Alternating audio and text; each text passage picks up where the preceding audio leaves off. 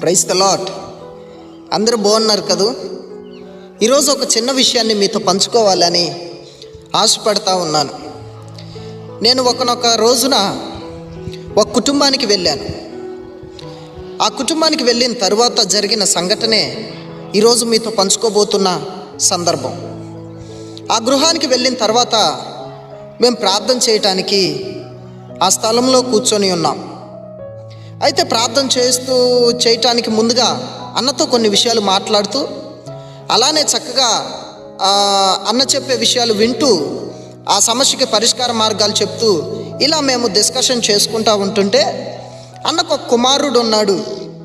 ఆ కుమారుడు నోవెల్. ఆ కుమారుడు పేరు కూడా నోవెల్. ఆ నోవెల్ అనే కుమారుడు ఏం చేశాడంటే, నాకు ఒక వస్తువు తీసుకొని వచ్చి చూపించాడు. పాస్టర్ గారు, ఈ వస్తువు చూడండి, మా డాడీ నాకు ఇప్పించాడని చెప్పిన తర్వాత దాన్ని చూస్తూ ఉన్నాను. అదొక కంప్యూటర్ కారు. ఆ కారు చాలా ఖరీదు కలిగిన కారు. అంటే అంత ఎక్కువ ఖరీదు కలిగింది కాదు, తక్కువ ఖరీదు కలిగిన కారే. ఆ కారు తీసుకొని చూస్తూ ఉండగానే చేతిలో నుండి జారి పొరపాటున కింద పడిపోయింది. అది కింద పడిపోయిన తర్వాత ఆ పిల్లగాడు చేసిన పని ఏంటంటే, ఆ కారును చూసుకొని వాడు ఏడుస్తున్నాడు, బోరుని ఏడుస్తున్నాడు. వాళ్ళ డాడీ ఓదార్చినా కానీ, వాళ్ళ మమ్మీ ఓదార్చినా కానీ ఆ కారు చూసుకుని వాడు ఏడుస్తున్నాడు తప్ప, ఆ కారు కంటే వాడి ఖరీదైన వస్తువు ఇచ్చినా కానీ వాడు తీసుకోవట్లేదు. నాకు అదే కావాలి అని చెప్పి వాడు మొండి పట్టు పట్టాడు. అయితే నేనుండి అన్నని అడిగాను, అన్న, తమ్ముడు ఎందుకు దాని కొరకు అంతగా ప్రయాసపడుతున్నాడు, ఏంటి దాంట్లో ఉన్న ప్రత్యేకత అని చెప్పి నేను అడిగినప్పుడు, అన్న, దాంట్లో ప్రత్యేకత ఏమి లేదు. ఎందుకంటే పిల్లలు ఆడుకునేటప్పుడు వాడు ఆ కారును చూశాడు. చూసిన కారు నుండి నా డాడీ నాకు ఆ కారు కావాలి, నేను ఖచ్చితంగా అది నేను కొనుక్కోవాలి అని చెప్పి ప్రతిరోజు నన్ను అడుగుతూనే ఉన్నాడు.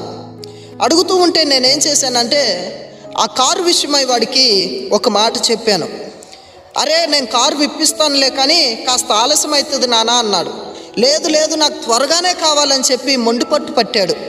అట్లా వాడిని ఆపుకుంటూ చాలా దినాలు వాడిని అలానే నడిపించుకుంటూ వచ్చాను.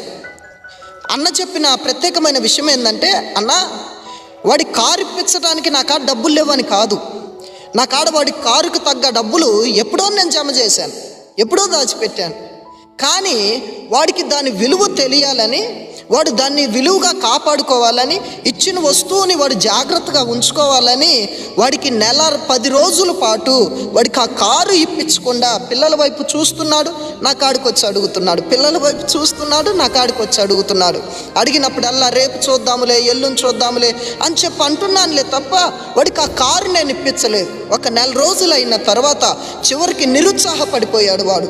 నిరుత్సాహపడిపోయిన తర్వాత నేను అప్పుడు వాడికి తెలియకుండా ఆ కారు కొనుక్కొచ్చి వాడి బెడ్రూమ్లో పెట్టాను.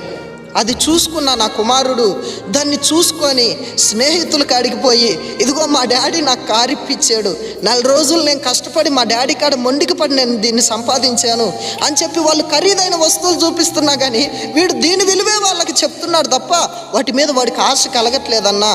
ఈ కారు విషయమై వాడు చాలా సంతోషపడతాడు, అందుకే దాన్ని జాగ్రత్తగా కాపాడుకుంటున్నాడు అన్నవాడు అని చెప్పి అన్న నాతో చెప్పారు.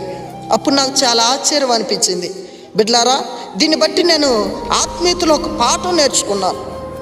ఏంటో తెలుసా, మనం కూడా కొన్నిసార్లు దేవుని కాడ కార్యం జరగట్లేదని, ప్రభు మన పట్ల మేలులు చేయట్లేదని, దేవుడు మన జీవితాన్ని ఆశీర్వాదకరంగా ఉంచట్లేదని చాలాసార్లు కూడా మనం నిరుత్సాహపడుతుంటాం. దేవునికి చేతగాక కాదు, దేవుడు చేయలేక కాదు. ఆ సాటి మనిషికే ఎంత జ్ఞానం ఉన్నప్పుడు దేవునికి ఎంత జ్ఞానం ఉంటుంది? మనిషిని సృష్టించి, మనిషిని నిర్మించి, ఆయన జీవాత్మను పోసి అంత జ్ఞానము సమకూర్చిన దేవునికి ఇంకెంత జ్ఞానం ఉండాలి? దేవుడు కార్యం ఆలస్యమైందంటే దేవునికి చేతగాక కాదు, దేవుడు చేయలేక కాదు. ఆ కార్యాన్ని నీకు ఇస్తాడు. ఇచ్చినప్పుడు దాని విలువతో నీవు కాపాడుకుంటావని దేవుడు ఆలస్యం చేస్తున్నాడు. ఈరోజు నీవు కూడా అంతే. దేవుని మాట వింటున్నప్పుడు, దేవునికి నీవు విధేయుడిగా ఉంటున్నప్పుడు కొన్ని కార్యాలు ఆలస్యం అవుతాయి. భయపడొద్దు, ప్రభు ఇస్తాడు, ప్రభు కన్ను పొందుకుంటావు. కానీ నిరీక్షణ కలిగి ఉండటం నేర్చుకోండి. ఎందుకో తెలుసా, ప్రభు నీకు ఇచ్చే కార్యం అనేది విలువైంది కనుక కాస్త ఆలస్యము చేస్తాడు. కనుక ఈ మాటను బట్టి క్రొత్త విషయం మీరు నేర్చుకున్నారని నేను ఆశపడుతూ ఈ మాటల్ని నేను ముగిస్తున్నాను. ప్రైజ్